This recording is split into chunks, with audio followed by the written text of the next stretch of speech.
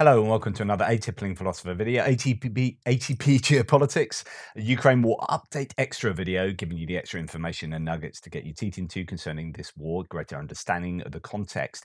This is a New Year's Eve Update Extra video. I am just about going to have time to do one, and here it is. So let's get stuck in. I'm going to rush through these. First thing to talk about is the missile attack now. Actually, probably the first thing to talk about is the missile attack that's happening or just happened before I started this video. There have been over 20 missiles fired again in another wave, a much smaller wave than we saw the other day, which was itself marginally smaller than previously.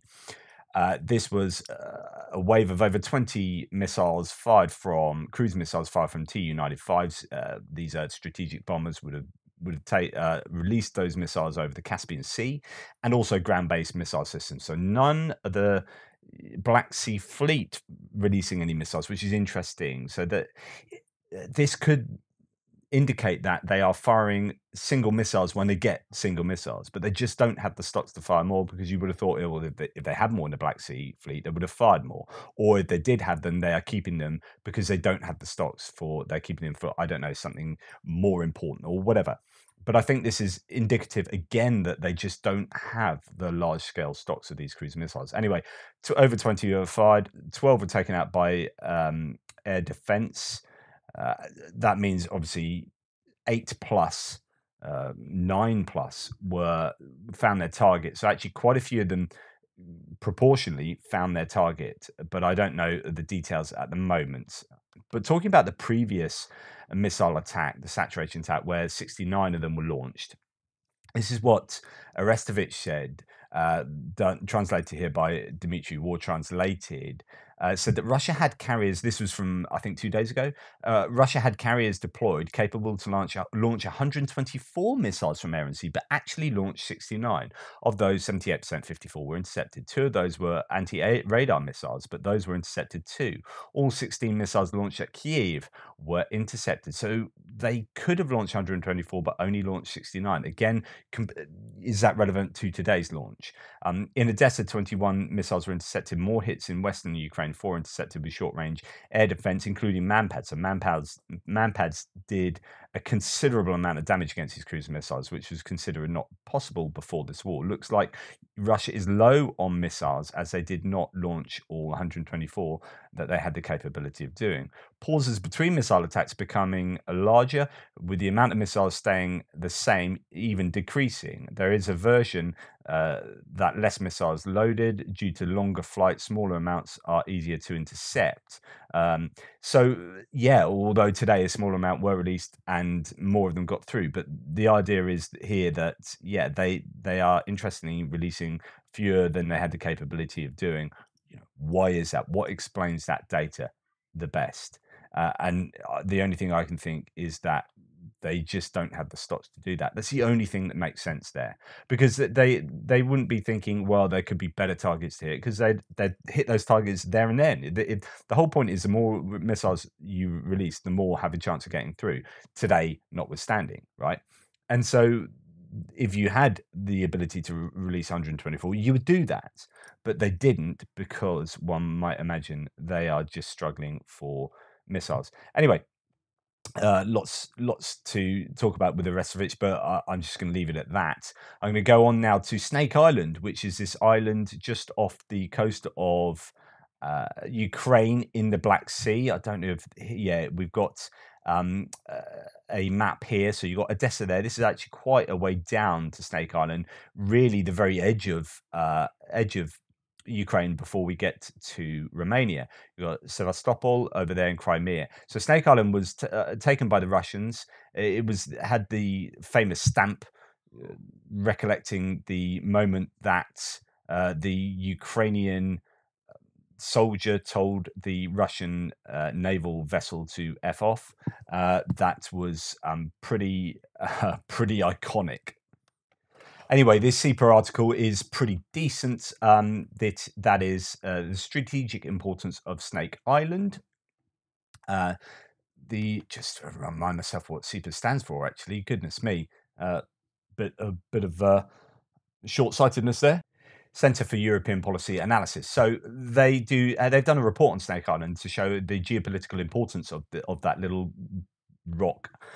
Essentially, I'll read out the executive summary. Snake Island is a rocky outcrop, less than 1 square kilometre in size, but of huge geostrategic significance to the Black Sea and beyond. The military control of the island and surrounding waters affects all shipping routes connecting Ukraine to the rest of the world through the Black Sea, as well as those linking continental Europe to the Black Sea basin through the Danube. That's the river. Russia occupied the island on day one of its invasion of Ukraine on February 24th, 2022.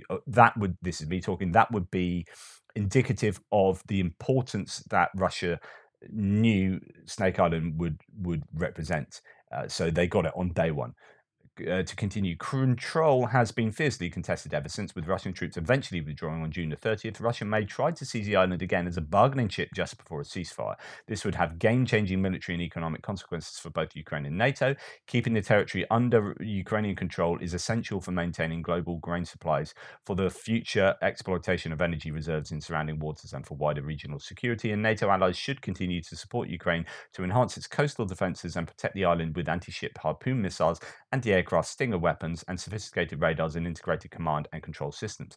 From what I remember, it was actually Caesars that have quite a long range, the French self-propelled guns that were helping to take out the Russian mechanized equipment on Snake Island, so you could place the Caesars within within range of Snake Island. As far as I remember, I might be wrong there, and it was quite surprising that they were hitting Snake Island with artillery, possibly even Excalibur shells, to get that extra accuracy. And yeah, rather than things like HIMARS and whatnot. Anyway, just a hugely important island, and may still be important. Russia might still have designs on that island for a bit of a bargaining chip. Okay, this is a Russian soldier talking here. I won't play the video.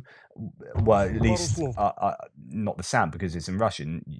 You won't understand. But I take for granted that this is what he actually said, which is, as he walks along, he points out a tank that his own troops have knocked out. Now, I asked the Ukraine the latest podcast, and I've asked them twice, and I've not heard back at all, but just if they've got any information on friendly fire and how prevalent that has been in this conflict, from either side, is always an issue. And we've heard lots of in war zones, and we've heard lots of accounts of the Russians, even from their own people, saying that their own pieces of equipment have been hit by friendly fire quite consistently. Really, I just love to get some kind of expert analysis on that. But anyway, yeah, pretty interesting there. So this is moving sideways. We've got Defmon talking about a video that the Russians put out, I think yesterday, maybe the day before, and they put out this video of supposedly of Ukrainians getting hit. This isn't the one they put out. This is the original.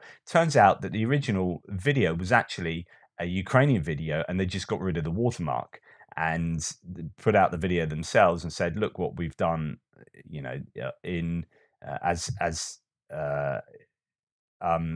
Defmon says here, this is not Russian artillery, it's Ukrainian artillery effectively targeting Russians in Novosibirsk.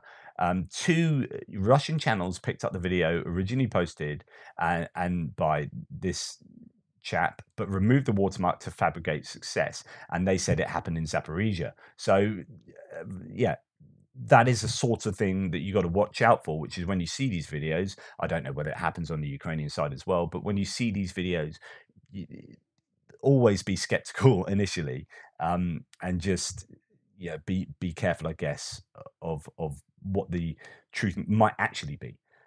So Tim White talks about how the Ukrainians, where he's just retweeting another source here, so previously unpublished Ukrainian content here, that 4 Ukraine Emergency Ministry Antonovs, these are large sort of, I guess, cargo planes, and 5 H-225 helicopters were evacuated from Ukraine on the day after the invasion, and they flew to Poland. So here they're seeing satellite imagery of this. This is something we hadn't heard of before, and pretty sensible. Get your equipment to allies they can keep them safe, and then they can be used subsequently. So yeah, just a useful bit of a nugget there. And I think, is there something else down below I was going to mention? No, it wasn't. It was elsewhere. So here's a thread on the Bradley fighting vehicle. I talked about this two videos in a row, and this guy, David, he said lots of talk about the M2 Bradley and how it may be going to Ukraine. Let's clear up some things, shall we? So he says, if the Bradley goes, it's not going alone. Spare parts and support equipment will be coming too, tons of it, so no problem. The Bradley going would probably be the M2A2 ODS. That's a Bradley that has been upgraded at least 3 times since the last time it faced the USSR. The armor is now thicker, the fire control better, and the gun is better. The TOWs, those are missiles, are improved. If they have the missile system on top, the sights are better, all improved. What can we say about the museum exhibits? That most of the Russian vehicles that are out there, well, there are a few of them, that's about all. The M242 was able to go right through T-72s in both Gulf Wars. The armor-piercing ammo is devastating to the Soviet-era cast tanks. Trust me, we were shocked too. Bradley Cruz, that is. So he's an ex-Bradley Crew member. Infantry would try to hide behind the wrecks of tanks. It never worked. A long burst would get through them, or would get them. The thermal sights on the Bradley are great and can be used in the recon mode, and the 25mm cannon, has been used in the anti-sniper mode. Brads are scary fast. I can say that on a hill I've hit over 60 miles per hour, and yes, I was wearing the brown camo pants. The TOW, that's a missile system again, they already have it and have used it in combat. It works. They've got it on Humvees, the Ukrainians, that's who he's referring to. It works and nothing can survive a hit from it. Out of the 15 plus I've fired, only one missed due to a malfunction, enough said. Some will try to say it's too complicated for Ukraine. BS. If 18-year-old US kids can keep it running, so can combat hardened smart Ukrainian mechanics. Everything is plug and play, and it comes with a computer that will tell you what is broken. Normally, if you have an issue with a hull, it's a VDB, and you just change it out. If in the turret, it's a TBD or the computer, both easy to change and quick. Other than that, the motor, PAC, or the sight go out, all simple and easy to pull and swap. Improved Bradley today, all kinds of added armor, and he gives a picture of one there. I mean, it looks pretty decent bit of kit, the upgrade. Russian upgrades to most BMP-1s in the last 30 years. Yeah, not a lot. So in other words, he's saying that these are really decent, and they will be a real benefit to the Ukrainians. So yeah, go for it. I mean, absolutely 100%. And the last thing to say, this is concerning Canada. Well done, Canada. We have some music there.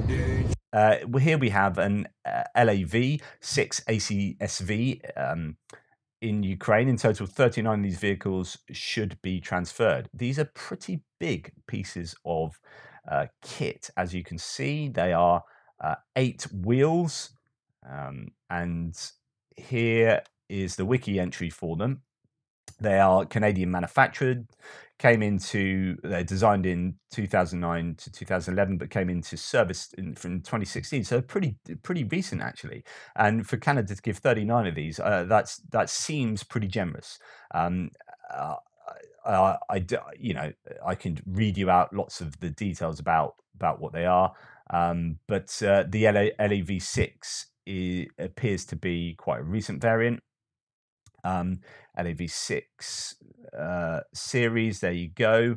Yeah, I don't want to read out all of that and bore you too much, but the Canadians have given 39 of them in total, and that seems excellent. Well, not only that, but they've given about 100 of these Senator APCs, which has just been photographed in this is very recent, from today, in Ukraine. So these are APCs.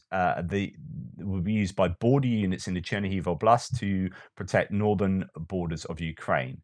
The vehicle body is capable of withstanding 50mm shots. Senator APC also has an explosion-proof body, so it can withstand a grenade or mine detonation. So MRAPs, mine resistance. Armored personnel carriers. So Rochelle Defense Solutions does not disclose what chassis is used for the APC, so that's who manufactures it, saying only that it is a heavy commercial truck. It's a good maneuverable vehicle, even if we compare it to the Ukraine's Cossack, it is even a little better, the border guards say. So the vehicle has 8 seats for the landing party. The armored vehicle is powered by a 330 horsepower and 6.7 litre turbocharged diesel engine, according to the border guards. It's quite spacious inside. There's even enough space for a soldier in full combat gear. It is also possible to quickly leave the vehicle if necessary. Will install a machine gun. Now the drivers have already received them and will drive them to the deployment points where they will be used for their intended purpose, the border guards say. So 100 of those, that's really, really useful. Again, Canada coming out Trump, so props to Canada. Whoop, whoop, whoop. And that's just a little bit of a short one for you today. Goodness me, 15 minutes. There's lots more I could talk about, lots more to say, but I have to get on and prepare some New Year's Eve celebrations. So, thank you again. Happy New Year, everybody. Please like, subscribe, and share my videos. You can buy me a coffee, all the usual stuff I keep banging on about. You can join, become a member of my channel, and that's awesome as well. Thank you to all those who have done all those amazing things. Big love to you all. I'll give you proper individual props in my next videos tomorrow. But for the time being, take care, and I'll speak to you tomorrow.